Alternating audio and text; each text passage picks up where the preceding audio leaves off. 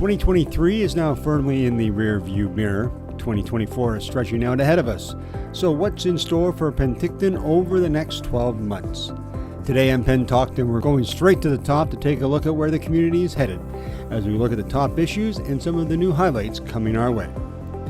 Welcome, I'm Shane Mills, and today on PenTALKton, we're joined by Mayor Julius Bloomfield and by Anthony Haddad, a familiar voice, but now settled in his new role as city manager. Welcome to you both. Thank you for having us. Hi, Shane.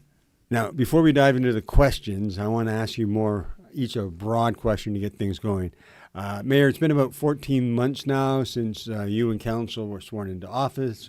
I'm just wondering, what's been the highlight and what's been the toughest part of the job?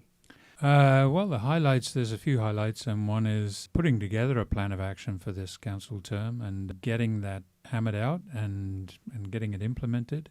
And then the other highlights are recognizing the immediate needs of the community and working on crime, housing, homeless, mental health addiction issues that are in the city, and really taking some positive action on those issues and getting to a place where we've seen a reduction in crimes of opportunity, that is. We've seen, bike thefts and thefts from cars, etc. Reduction in the overdose deaths. And I think that, that's a great start for a first year of a council. Now, Anthony, you're just past 100 days into your new job. You're a familiar face in the city, but it's got to be a little different sitting in that chair and seeing everything together. Has there been anything that surprised you, or have you learned anything you didn't know? Yeah, it's been a fantastic first 3 months in the role, Shane. In my previous roles at the city, I haven't had the chance to work as closely as I have now, obviously with mayor and city council, and it's been fantastic to get to know them a little bit more personally than you would typically do as within the organization in my previous roles. I don't know, in terms of surprises, being with the organization for a fair amount of time in a few different roles, I've got to know the organization fairly well. One of the new changes for me is hearing from the community around the different services that we provide our community and really trying to educate our community on some of what goes into providing service levels, the different services that we provide, and maybe there's some opportunities in the future that we're going to look at to provide a bit more detail around what we actually do for our community under the services that we provide. So it's been a fantastic first couple of months and really excited to get things going. Just on that, Mayor, do you ever run into that people just want to blame you for pretty much everything that's happening and they don't really quite understand what services you're responsible for? Yeah, on a daily basis. I run into quite a number of that. And it's important, I think, for us to talk to people and let them know, what we do control, what we don't control, and and how staff interact with council and the fact that council are there to govern, right? I think the popular misconception is that the mayor and council manage the city, and we're not managers. We're not paid to manage the city. We're not paid to manage different departments. We're not qualified to do that for the large part. But we're there to govern. We're there to make sure that the staff understand the wishes of the people, and that's governance. And then staff are there to manage the city to the wishes of the people, and the people as a whole, the community as a whole, not any one particular interest group. So that's a nice segue, because you're talking about your job is to govern, and one of the things that council did was establish 4 priorities. And I want to start with safe and resilient, because I think it's safe to say that's probably the most top of mind for the public, particularly if you can trust social media to be an indicator. So I guess the first question to you, Mayor, is what can council do about it, and what is council doing about it? Well, with safety and resiliency, what we can control is, things like the bringing in the Safe Places bylaw, and how our bylaws interact with people that are marginalized and largely on the street. We can control how that happens and can control a number of factors such as that within the city. Well, there are things that we cannot control, but what we can control is how we react to certain situations, and as a community, as a city. And I think that concentrate on those, and the stuff that we can't control, then that's for other governments to figure out. But on the other government role, So I've been impressed since I've been here by the Community Safety Officer program and your expansion of that, which I think works really well. Yep. You've invested a lot into RCMP officers. But I think what was good is the advocacy that's been sort of consistent to Victoria.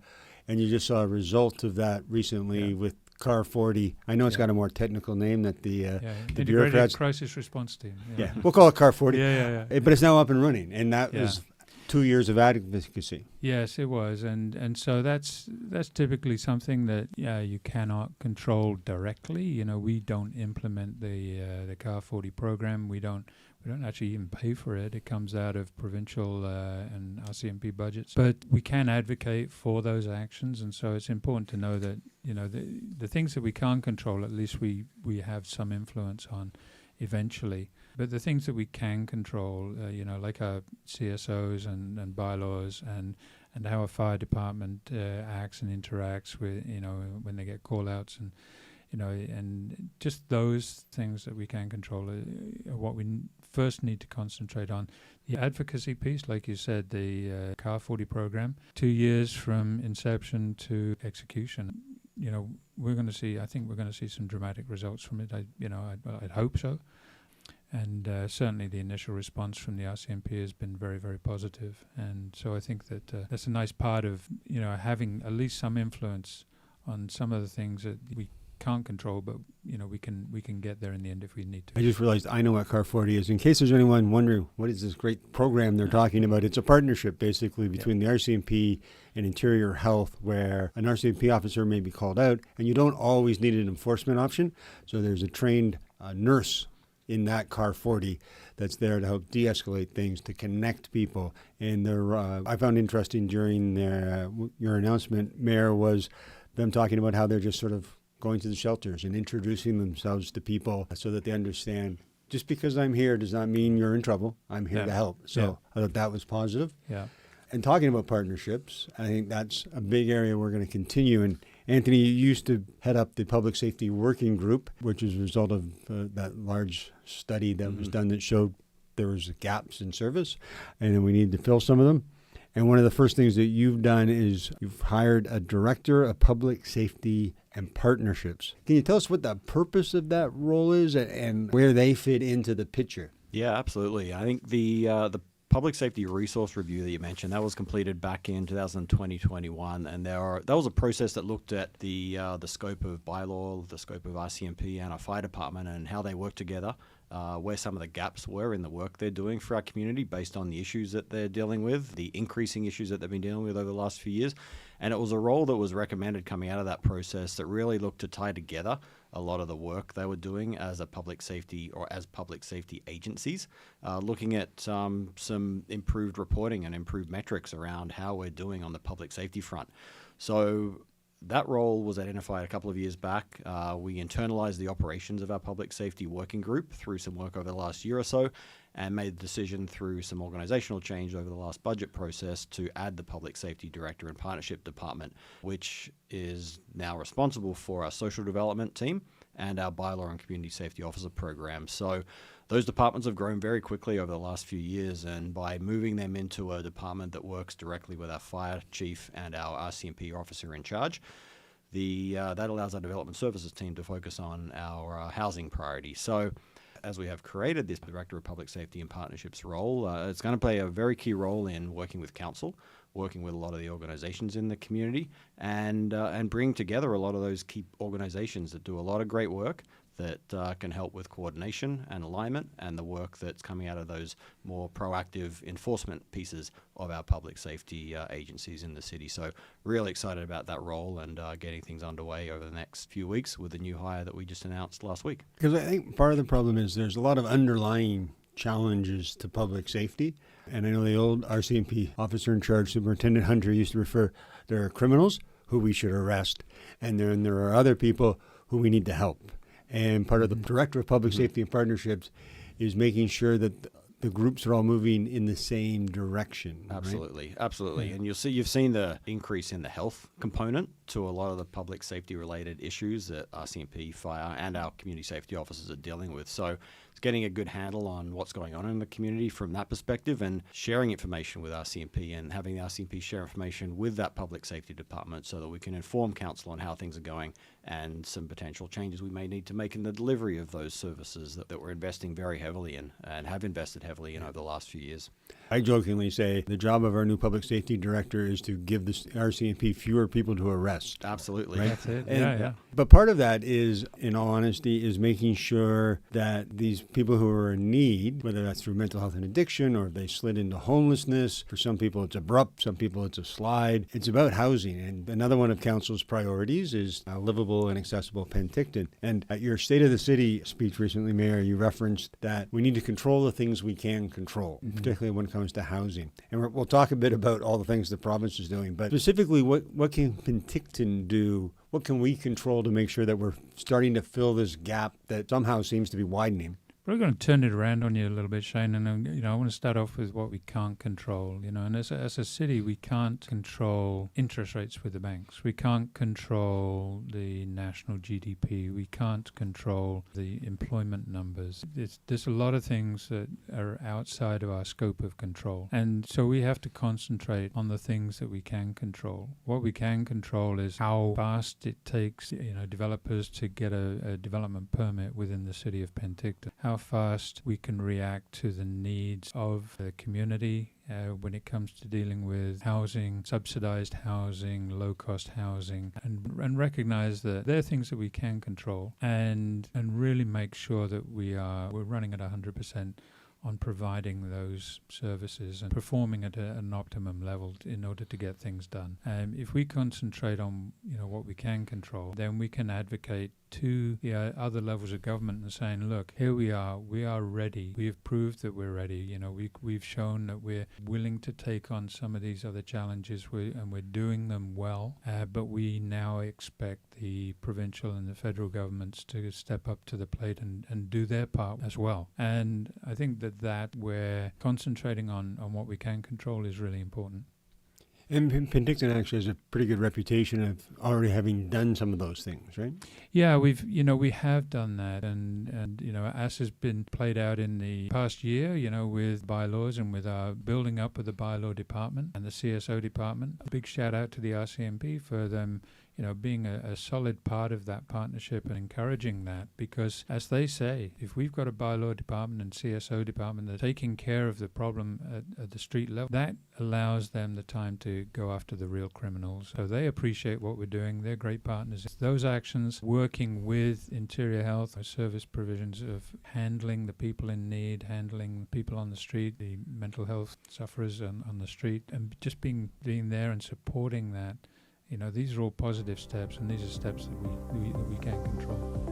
Affordable housing, it's a phrase that I think covers all manner of sin because it means different things to different people. If you're a person in the shelter, the affordable housing means one thing. If you actually have a good job and you're secure and you're just looking to move up, affordable housing has a different meaning. Anthony, from your point of view, what are we doing to make sure we're getting that whole housing spectrum? It's complicated because you can't tell developers what to do, or can we?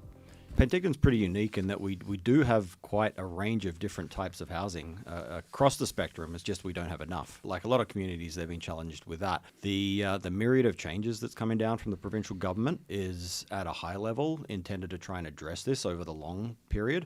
You're going to see some pretty significant changes coming to our single-family neighbourhoods with the additional density that's allowed. The additional density that's allowed in and around our transit corridors, around our infrastructure or serviced areas of the community. A great initiative Council took early in their term was to create our OCP task force that really looked at trying to accommodate the additional housing demand that we need over the next 20, 30 years in a range of different ways. So the policy framework is in the process of being set for our community and most communities across British Columbia. And the role over the coming year is going to be how do we actually implement that? How do we start to see change to provide the range of different housing, more of the types of housing that we know we need in our community? And there's going to be different opportunities for partnerships, as we've sort of spoken about, around partnerships with BC Housing, partnerships on municipal land, partnerships on provincial land, to look at those opportunities to provide the housing that the development industry isn't really set up to provide. There's components coming out of our task force work that looked at potential incentives for different types of affordable housing as well that may creep into the private development side of things. So there's some really interesting opportunities that our development services team are working on right now, and we'll be bringing forward to council over the next couple of months so that we can then begin to really move forward aggressively on the housing front. How does this work for you, Mr. Mayor, in the sense that people who have been in Penticton have been here a long time and they like it the way it was? Darn it, we don't want to change it. And it's going to change. Like the province's rule on you can put up a fourplex where there's currently a single-family home, and the city can't change that. That's the way it's going to be. So how do you and how does the city communicate out to people? There are going to be some changes, and we're going to be starting an OCP engagement process, and we want to hear from you because that document all of a sudden is really going to be the document.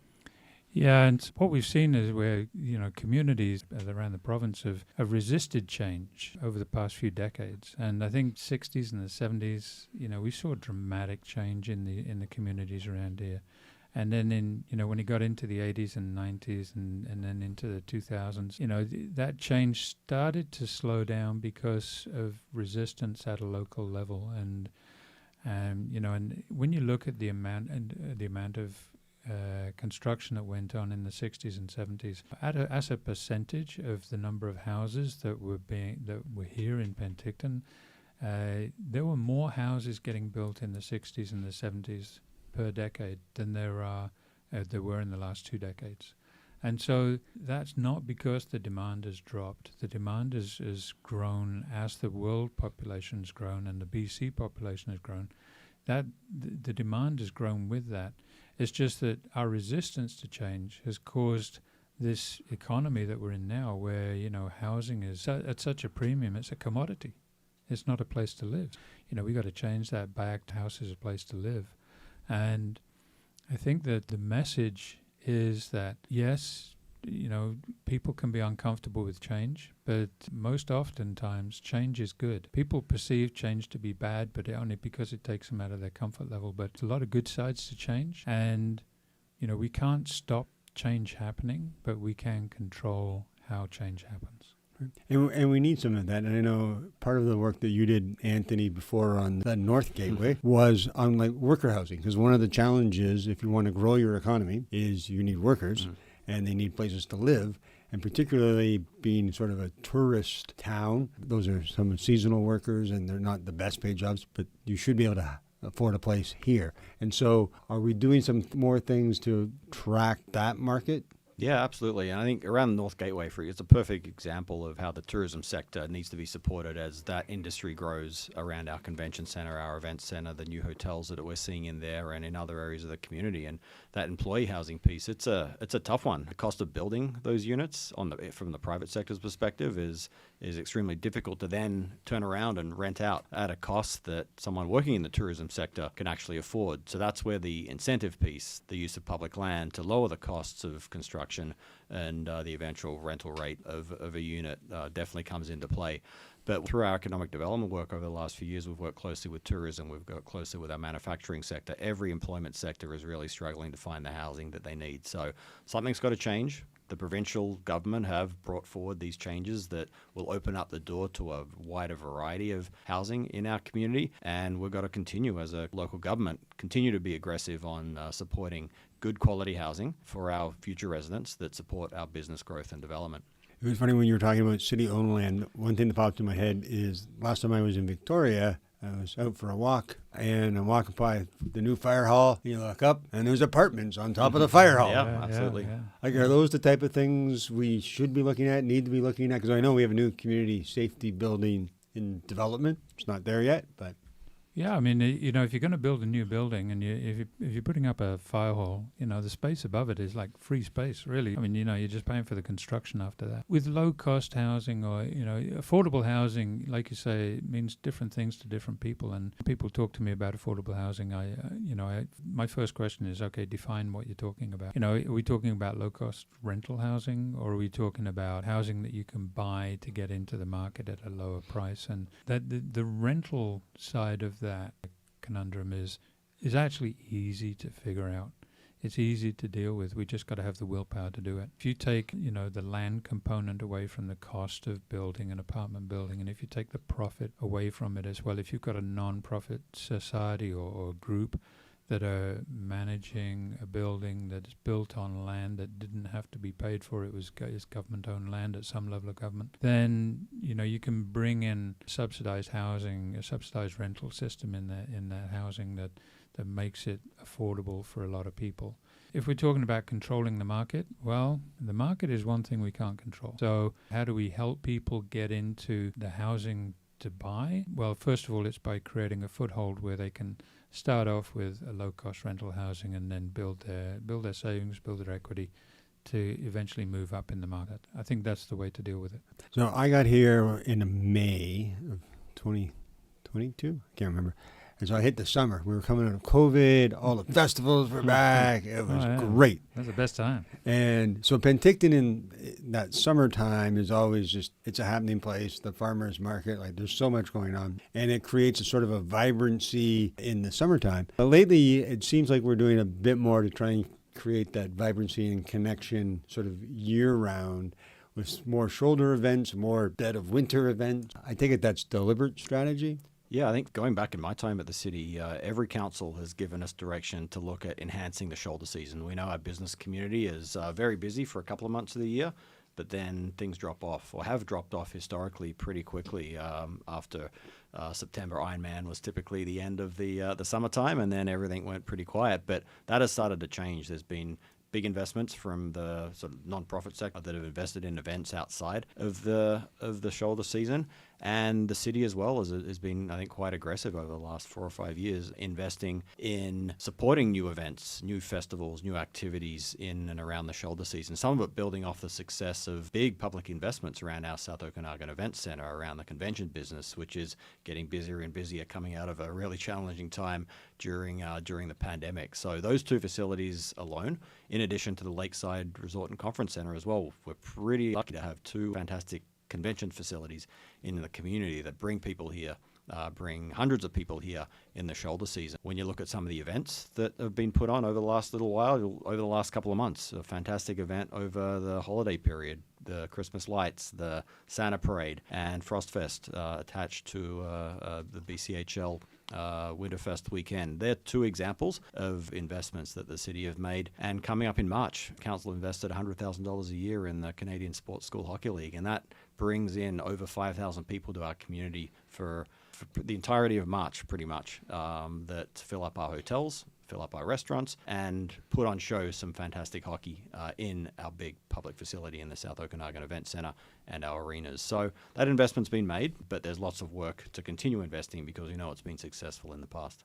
Well, it's interesting because I think, Mayor, sometimes people don't see that, right? They don't, unless you are going to the tournament. But if you're the business owner or the restaurant owner who winter is a bit of the doldrums, those investments, the young stars returning in September is great. And then all those things and the concerts that, Brian Adams drew people from up and down the valley, the Cirque du Soleil. So. Yeah. And I think that there's what Anthony just described very well, actually, and a lot of information there. But the events that bring economic value to the city, and so those events, but then there are events that build the community. And, and so Frostfest, was a community building event, and I believe that did a fantastic job. Certainly not for the economic activity, because a lot of stuff was free.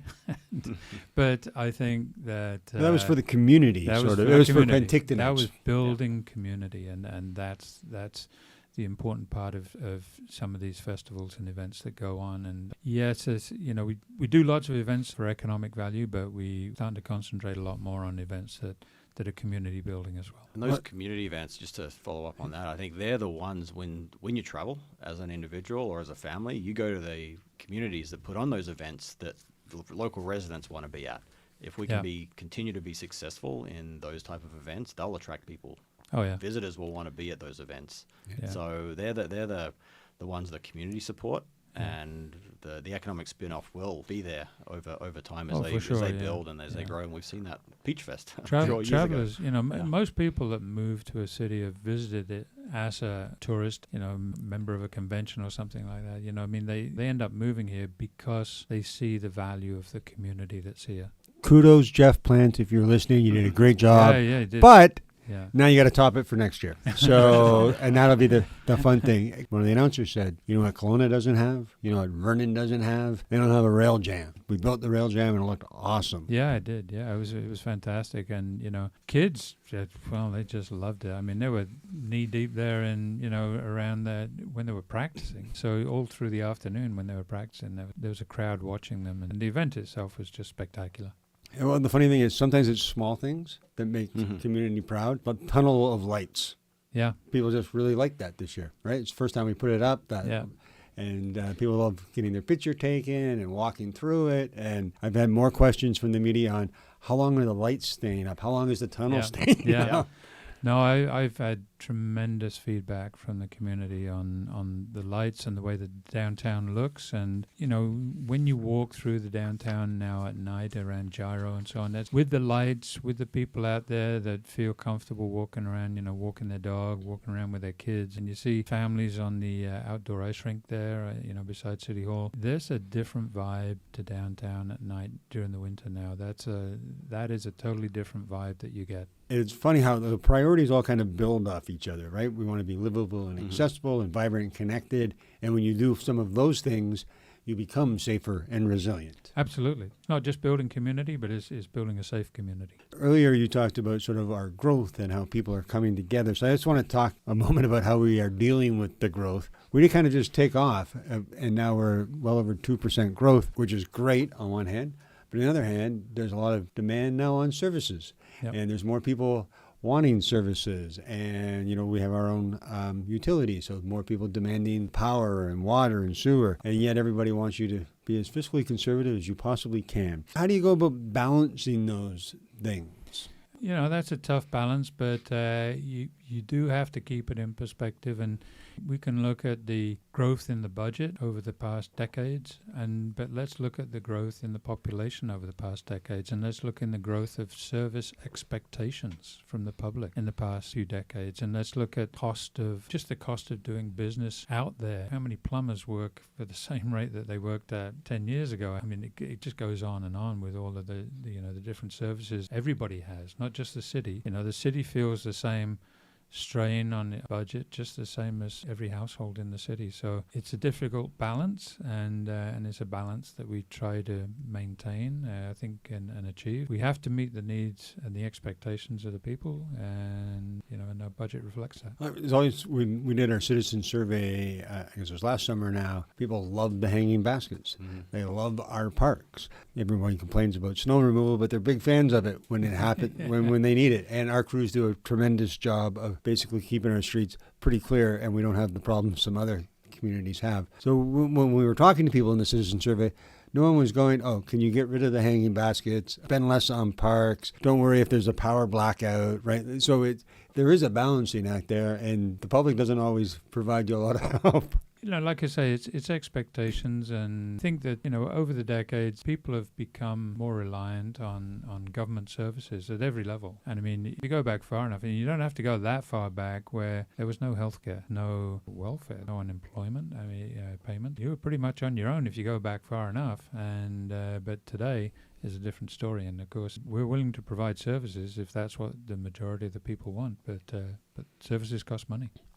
But on the cost, if I remember one of the graphs in the last budget, how much taxes are paid by Penticton residents compared to the rest of the Okanagan of similar sized communities. We're not going to compare ourselves to the really small ones.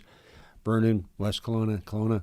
I don't want to say Penticton residents are getting a deal, but they're getting value for their money. Absolutely. And I think every year that we go through our budget process, there's recognition of what's going on outside in the community with inflation and peripheral costs that are impacting the livability of our community. So when we bring forward budgets on an annual basis, there's a really robust process that we go through as an organization to support the service level they want to deliver for the community. So as you mentioned earlier, the migration that's happening to our community, we're getting a lot of people moving from bigger cities to our community. Their expectations of services and the services we provide as a local government is very different to probably 10 years ago to the people that have lived in our community for a long time. So we try and deal with those changes. We bring forward new opportunities where it makes financial sense for our community to recognize that the reason people love Penticton is because of those parks and because of the amenities and because of the environment that's been created over the last 10, 15, 20 years that has got us to this point as a really enviable place to live. So recognition of all the work that's got into creating this community, continuing on with those services, but also being financially aware of the ability for our community to pay for those services. And that's the process we go through on an annual basis to deliver the services for council and the community. It really is amazing. And Mayor, you've been on council for a while. Anthony, you've had different jobs here, but moving here, I always sometimes remind myself it's only a community of 37,000. When you look at all the amenities that are out there, in my head, the community's bigger. Yeah. It plays above its weight. Correct. Yeah. Favorite saying that I have for Penticton is it's too big to be small and too small to be big, right? You know, it's a small city, really, but it has a lot of big city amenities. You know, we have the SOEC, you know, we have a convention center, the parks and the natural areas, 2 lakefronts to maintain. And so, you know, we have a lot of amenities that big cities just don't have, and yet we have a fairly, in comparison, to those other big cities, we have a small population base to draw taxes from to pay for them. So we have to be really efficient in our use of every dollar that we collect, and we have to ensure that priorities are exactly right. And I think that that we're in a position right now where we've done that. I can say that that this council has really got that priority right, and I think that we recognize the fact that we are a small city. We have some challenges. We have the same challenges, some of the bad challenges that big cities have as well, with social issues and so on that we have to deal with. But I think we are meeting those challenges, and I think that we're on the right track. All right, we're almost done, I promise. But I want to give you each a minute just sort of to talk about what you're excited about for 2024. And I'm going to start with you, Anthony, so the mayor can have the last word. I'm really excited about working with the mayor. I thought I'd throw that in. But no, obviously working with mayor and council, they're I think really committed bunch to this community. All very different opinions on a lot of different things, which is that's local government and that's democracy, and that's fantastic. So we've got a really new leadership team at the City of Penticton with our senior leadership team moving our departments. So really excited about the innovation they bring to the organisation to support the community and support council. And you've seen that with some of the work that's happened recently in the community. I think it's a really unique time to be a local government employee with the amount of change coming from the provincial government, especially on the housing front, as we've spoken about. To be part of that change in this time in our community is unique and hasn't happened before as quickly as we're going to see the change happening now. So to support our community through those challenges at a staffing level and within our organisation, I think it's a really unique opportunity and something I'm pretty excited to be part of. Mr. Mayor.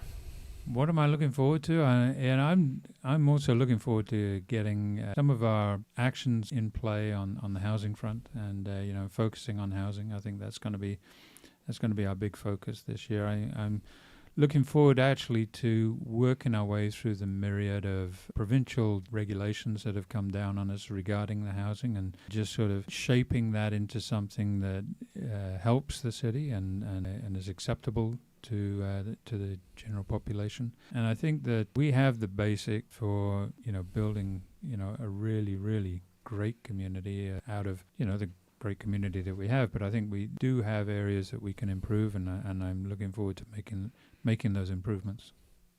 All right. Ken Sims, Mayor of Vancouver, always likes to say he wants Vancouver to get its swagger back, and I would argue we already have swagger.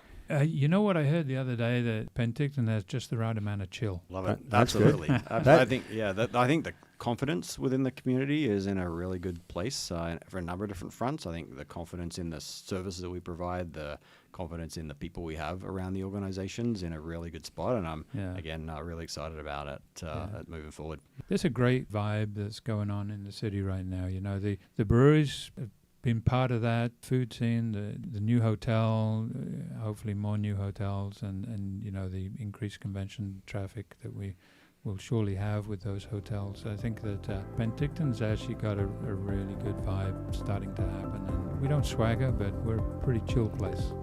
We don't need to swagger because we're chill. Yeah. All right. That's it for PenTALKton. We're going to leave the mayor with the last word. Chillest town in British Columbia. I'm Shane Mills, and we'll talk again soon.